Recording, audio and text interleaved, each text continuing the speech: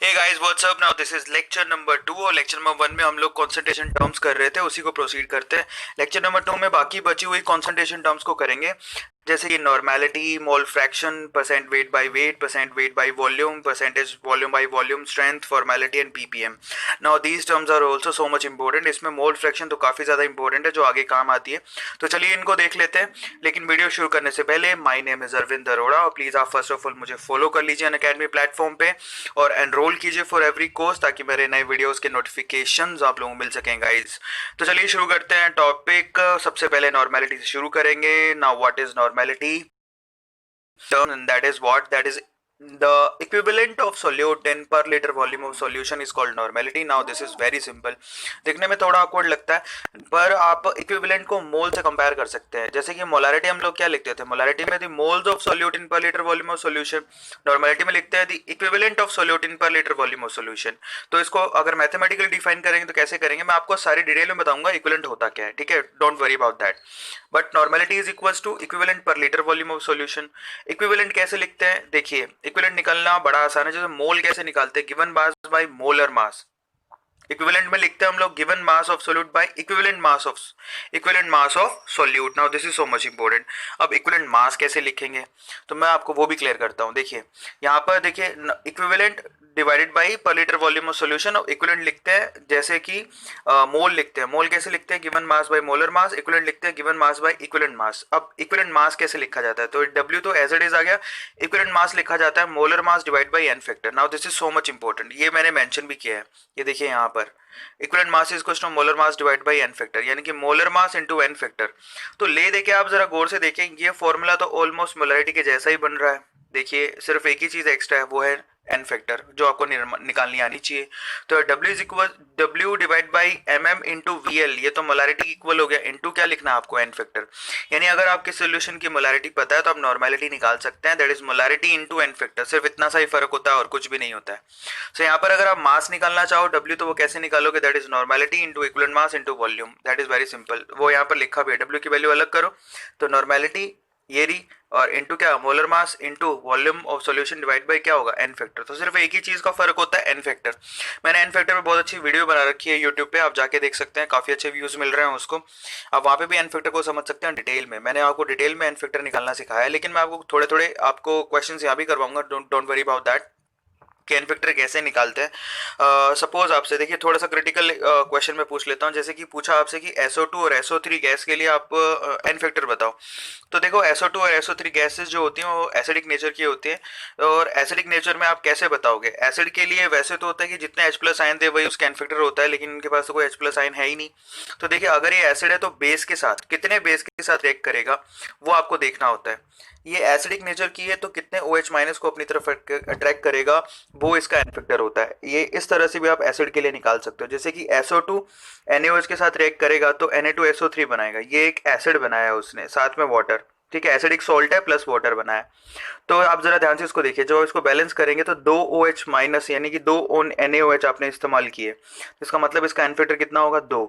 वैसे आइडिया लगाना बड़ा आसान है। और देखिए अब दूसरा मैं आपको क्लियर करूंगा, डोंट वरी अबाउट दैट, पर देखते जाइए। SO3 को NaOH से रिएक्ट कराओगे तो Na2 आपको याद होनी चाहिए, ठीक है। तो यहाँ पर SO2 और SO3 दोनों ने 2 NaOH से रिएक्ट किया, तो इन दोनों का देखिए both attract 2 OH- ion, this is OH-। तो इनका एन फैक्टर कितना हो गया, 2। तो SO2 गैस और SO3 गैस दोनों के लिए एन फैक्टर 2 होता है। जनरली ये थोड़े से क्रिटिकल एग्जांपल्स हैं, अदरवाइज एन फैक्टर निकालना बड़ा आसान है। आप जाके वीडियो में देखिए, एन फैक्टर नाम से सर्च कीजिए, आपको मेरी वीडियो ऑलमोस्ट टॉप पे ही मिल जाएगी एन फैक्टर के रिगार्डिंग, या मेरे चैनल पे भी जाके देख सकते हो। वैसे भी एसिड के केस में H+ से और बेस के केस में OH- से हम लोग एन फैक्टर निकाल लेते हैं, so it's not at all a big deal. जैसे कि यहाँ पर एक और एग्जांपल दिया है मैंने आपको। दूसरा एग्जांपल क्या है, बोरिक एसिड का। बोरिक एसिड का फॉर्मूला होता है H3BO3, जिसको कंबाइन करके हम BOH होल थ्राइस भी लिख सकते हैं। So this is BOH whole thrice, ठीक है। तो यहाँ पर बोरिक एसिड कहते हैं इसका एन फैक्टर 1 ही होता है, क्योंकि ये पानी में डलने के बाद एक ही H+ आयन देता है, आपको ध्यान रखना है, ठीक है, और वो भी H+ आयन देता है, इसलिए इसको एसिड कहते हैं। So this is boric acid, जो कि वीक एसिड है। तो एन फैक्टर निकालना आना चाहिए। तो और यहाँ पर देखिए जैसे KMnO4 के रिस्पेक्ट में भी एन फैक्टर का बड़े कॉमन से क्वेश्चन है जो पूछ ले आते हैं, तो आपको क्लियर होना चाहिए। देखिए KMnO4 जो है वो एसिडिक मीडियम में Mn+2 में कन्वर्ट हो जाता है, तो यहाँ पर जो ये टॉप में हम लोग एनफिटर निकालते हैं जितना ऑक्सीडेशन स्टेट में चेंज आता है। तो यहाँ पर ऑक्सीडेशन स्टेट में देखिए Mn, यहाँ पर ऑक्सीडेशन स्टेट कितनी है +7 से +2 पे जा रहा है, तो एनफिटर कितना हो गया 5। ये चीजें रिडॉक्स में सिखाई थी मैंने, आप जाके चैप्टर में भी देख सकते हैं, रिडॉक्स मैंने अनअकैडमी और मेरे चैनल पे भी डाल रखा है। तो ये छोटी छोटी चीज़ें आपको पता होनी चाहिए कि KMnO4 एसिडिक मीडियम में Mn+2 में कन्वर्ट होता है, KMnO4 बेसिक मीडियम में MnO4-2 में कन्वर्ट होता है। तो यहाँ पर जो टोटल चेंज आया ऑक्सीडेशन स्टेट में कितना है, सिर्फ एक का ही चेंज है क्योंकि ये +7 से सिर्फ +6 पे गया है, तो 1 इसका इनफेक्टर होता है। जितना चेंज आता है उतना ही इनफेक्टर होता है। ये न्यूट्रल मीडियम में, न्यूट्रल मीडियम में KMnO4 MnO2 में कन्वर्ट होता है। हालांकि इतना कुछ इंपॉर्टेंट नहीं है बोर्ड पॉइंट ऑफ व्यू से, लेकिन फिर भी नॉलेज होनी चाहिए जो आपको आगे काम देगी, और स्पेशली अगर आप जेई पॉइंट ऑफ व्यू से पढ़ रहे हो तो बहुत ज़्यादा जरूरी है क्योंकि ये चीज़ काफ़ी बार पूछी जाती है। सो KMnO4 यहाँ पर न्यूट्रल मीडियम MnO2 में कन्वर्ट होता है, और यहाँ पर Mn का जो ऑक्सीडेशन स्टेट है +4 है, तो +7 से +4 में 3 का चेंज आया। तो यहाँ पर KMnO4 का एसिडिक मीडियम में अनफेक्टर 5 होता है, बेसिक मीडियम में 1 होता है और न्यूट्रल मीडियम में 3 होता है, तो ये पता होना चाहिए। जैसे एक छोटा सा एग्जांपल और दिया है K2Cr2O7, यहाँ पर एसिडिक मीडियम में वो कन्वर्ट हो जाता है Cr+3 के अंदर। तो आप चेक कीजिए यहाँ पर क्रोमियम +6 से किस पे जा रहा है +3 पे, तो एनफिटर कितना हुआ 3। लेकिन अगर आप सीधे पूछ ले H2Cr2O7 इसमें एनफिटर कितना है, क्योंकि यहाँ पर चेंजेस नहीं है, सीधे कंपाउंड के लिए पूछा, तो जितने H+ आयन दे सकता है उतने इसका एनफिटर होगा। तो यहाँ पर एनफिटर कितना होगा 2। तो ये प्राइम एग्जांपल है। एनफिटर निकालना बहुत आसान है, आप जाके एक बार वीडियो जरूर देखिएगा, आपको मालूम पड़ जाएगा। जैसे कि यहाँ पर एक क्वेश्चन कराया मैंने, अभी तक जितनी कॉन्सेंट्रेशन टर्म है तो सोल्व कैसे करें। आपसे देसी नॉर्मल सॉल्यूशन है H2SO4 प्लस वाटर का। देसी मोलर का मतलब क्या हो गया, उसकी मोलैरिटी कितनी होगी, देसी मतलब 10⁻⁻⁻1। तो मोलैरिटी गिवन है आपको। Is prepared, find out the small m and n। आपसे पूछा कि m और n निकालिए, तो दिस इज वेरी सिंपल, और डेंसिटी दे रखा आपको, तो मैं आपको करने का सिंपल तरीका बताऊंगा ऐसे क्वेश्चन को कैसे करें। तो यहाँ पर जो डेंसिटी सॉल्यूशन की दे रखी है वो कितनी है 1.2 ग्राम पर ml। तो आप क्या करो, सबसे पहले तो देख लो सोल्यूट कौन है, H2SO4, सॉल्वेंट कौन है, वाटर, और आपको मोलैरिटी गिवन है। मोलैरिटी का मतलब क्या होता है, द मोल्स ऑफ सोल्यूट इन पर लीटर वॉल्यूम ऑफ सॉल्यूशन। अगर सॉल्यूशन 1 लीटर है तो यहाँ पर जो मोल्स ऑफ सोल्यूट होंगे वो कितने होंगे, डेसी, यानी 10⁻⁻1। ये तो इसका मतलब होता है, आप जरा ध्यान से इसको देखिए, डेसी मोलर का मतलब होता है द मोल्स ऑफ सोल्यूट इन पर लीटर वॉल्यूम ऑफ सॉल्यूशन। ठीक है, तो चलिए इसको सोल्व कैसे करते हैं बताता हूँ। आप सिंपल क्या करो, सबसे पहले तो ये क्वेश्चन लिखा आपके सामने, सोल्यूट अलग से बना लो, सॉल्वेंट अलग से बना लो, और सॉल्यूशन अलग से लिख लो। तो आप खुद सोचिए कि जब आपने सॉल्यूशन जो है उसका वॉल्यूम 1 लीटर लिया, तो आपको जो भी क्वांटिटी डेसी मोलर में दे रखी है वो सीधे सीधे सोल्यूट के क्या हो गए, मोल्स। आप डिफाइन करो, मोलैरिटी का मतलब क्या होता है, द मोल्स ऑफ सोल्यूट इन पर लीटर वॉल्यूम ऑफ सॉल्यूशन। जब आप वॉल्यूम सॉल्यूशन का 1 लीटर लोगे तो सीधे आपको सोल्यूट के मोल मिल जाएंगे, और वो कितने होंगे 1/10। तो आपको जब मोल मिल गए इसके 1/10, इसका वॉल्यूम तुम्हें पता लग गया। अब आप इसके मोल से और इसकी डेंसिटी दे रखी है आपको सॉल्यूशन में कितनी है 1.2 ग्राम पर ml। आपको इसका वॉल्यूम तो पहले से ही पता लग गया, 1 लीटर में ml कितने होते हैं 1000 ml होते हैं, और डेंसिटी आपको 1.2 ग्राम पर ml पता है। तो आप यहाँ से सॉल्यूशन का वेट निकाल लो। सॉल्यूशन का वेट क्या हुआ, वेट क्या होता है, that is density into volume. तो वेट क्या होगा, डेंसिटी इंटू वॉल्यूम। यहाँ डेंसिटी 1.2, वॉल्यूम कितना है 1000, तो मल्टीप्लाई कर दोगे तो 1200 ग्राम आ गया। यहाँ से तुम्हें इसके मोल पता है, मोल से वेट निकाल लो। वेट कैसे निकलता है, मोल्स इंटू मोलर मास। मोल कितना हो, सोल्यूट कौन है H2SO4, मोल्स कितने दे रखे हैं 1/10, और मोलर मास कितना होता है H2SO4 का 98। तो यहाँ से मल्टीप्लाई करोगे तो कितना आएगा 9.8।